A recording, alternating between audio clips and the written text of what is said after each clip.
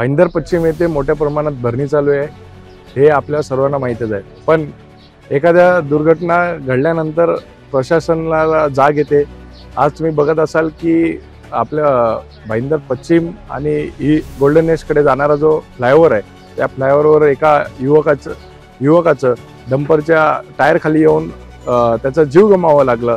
त्याच्यानंतर आम्ही जिल्हाधिकारी, ठाणे, इकडचे तहसीलदार, त्याच्यानंतर मीरा भाईंदर महानगरपालिकेचे आयुक्त यांना पत्रव्यवहार केला आणि त्यांना कळवलं की अशा प्रकारे मोठ्या प्रमाणात डंपर जे आहे वेगाने येतात आणि त्या वेगाने येत असल्यामुळे इथे कोणाचा तरी जीव जातोय आणि त्या जीव गेल्याने त्या कुटुंबाचं नुकसान होतोय।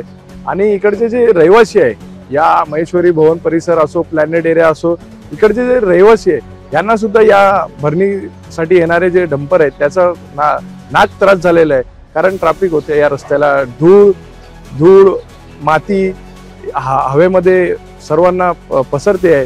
त्याच्यानंतर इकडचे जे पूर्ण हा जो रस्ता आहे पूर्ण खराब झालेला आहे। हा सीसी रोड नवीन बनवण्यात आला होता जनतेच्या टॅक्सच्या पैशातून। त्या सीसी रोडची जर अवस्था बघितली असेल, सीसी रोड कमी, मातीचा रोड जास्त दिसतोय। म्हणजे प्रशासन याच्याकडे दुर्लक्ष करते। आज कोणाचा जीव गेल्यानंतर प्रशासनाला जाग येते। या ठिकाणी जिल्हाधिकारी कार्यालय यांच्याकडून 2 पथक आले होते, त्यांनी पंचनामे केले आणि इकडचे जे लोक आहेत, इकडे जे सांभाळणारी लोक आहेत, सुपरवायझर वगैरे, त्यांना काही सूचना दिल्या की बाबा तुमचा जो डंपर आहे वेगवान जो चालतोय त्याची स्पीड कमी करा, रस्ता साफ करा, तुमची माणसं ठेवा, असे काही सूचना दिले। पण सूचना देऊन तरी आज त्याच गोष्टी होत आहेत। आज तुम्ही बघत असाल की गोल्डन नेस्ट येथे 20 ते 25 डंपरवर कारवाई केली।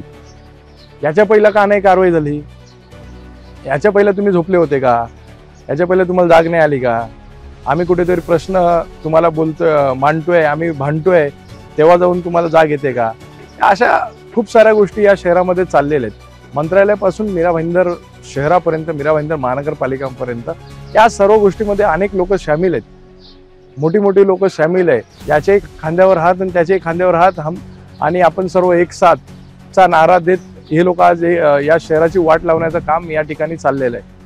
आणि तुम्ही बघत असाल की आतापर्यंत कोणती कारवाई झाली नाही, पण इकडचे स्थानिक नागरिक खूप त्रासलेले आहेत। एक दिवस हे सर्व नागरिक रस्त्यावर उतरतील त्यावेळेस मला वाटते कुठेतरी या सर्व गोष्टीवर बंदी येईल आणि या सर्व नागरिकांना या सर्व गोष्टीतून दिलासा मिळेल। म्हणजे पुढची भूमिका काय? आम्ही प्रशासनाला पत्रव्यवहार केले, कारवाई करण्याची विनंती केली आहे। त्याच्यानंतर पंचनामा झाला आणि जरी या सर्व गोष्टी झाल्या नाही आणि या सर्व गोष्टी बंद झाल्या नाही तर मनसे स्टाईलने पुढची भूमिका आमची दिसेल।